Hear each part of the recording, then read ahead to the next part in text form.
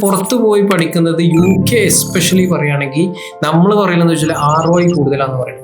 ROI എന്ന return of investment അവർക്ക് കിട്ടാൻ കാരണം ഉണ്ടെന്ന് പറയാൻ കാരണം ഫൗണ്ടർ വാല്യൂ കൂടുതലായതുകൊണ്ട് അവർക്ക് ഒരു മണിക്കൂർ വർക്ക് ചെയ്താൽ അവർക്കൊരു 13 pounds വരെ അവർക്ക് പെർ ഹവർ കിട്ടുന്നത്. എക്സാക്ട്ലി അറിയില്ല, എല്ലാ വർഷവും ചേഞ്ച് ആവുന്നതാണ്.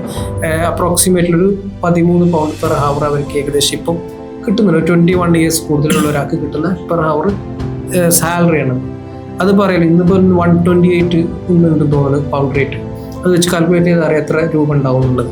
അപ്പം അത് വെച്ച് അവരിപ്പോൾ പോവുകയാണെങ്കിൽ അവർക്ക് അവിടുത്തെ സർവൈവലിനുള്ള ക്യാഷും മേ ബി അതിലപ്പുറം അവർക്ക് എന്ത് ചെയ്യാം, ഏൺ ചെയ്യാൻ പറ്റും. അത് മതി അവർക്ക് അവിടെ വാടക കൊടുക്കാനും അവിടുത്തെ കാര്യങ്ങൾ നടത്താനും എല്ലാം സുഖമായി പോലെ. ഒരിക്കലും പാരൻസിന് അവർക്ക് അങ്ങോട്ട് ക്യാഷ് കൊടുക്കേണ്ട അവസ്ഥ വരില്ല. പിന്നെ അത് കഴിഞ്ഞ് അവർക്ക് ഇപ്പോൾ 1 year മാസ്റ്റേഴ്സ് പോകുന്ന കുട്ടിക്ക് 10 months കഴിഞ്ഞാൽ ഫുൾ ടൈം വർക്കിലേക്ക് മാറാം. അത് മുതൽ അവർക്ക് എന്ത് ചെയ്യാം, അവർക്ക് ലോണോ എഡ്യൂക്കേഷൻ ലോണോ ഒക്കെ ഉണ്ടെങ്കിൽ അത് കൃത്യമായി അടച്ചിട്ട് പോകാനും ഒരു സമയം കൊണ്ട് അവർ ഇൻവെസ്റ്റ് ചെയ്ത പൈസ തിരിച്ചു കിട്ടാനുള്ള സാധ്യത ഉണ്ട് ഇതിനകത്ത്.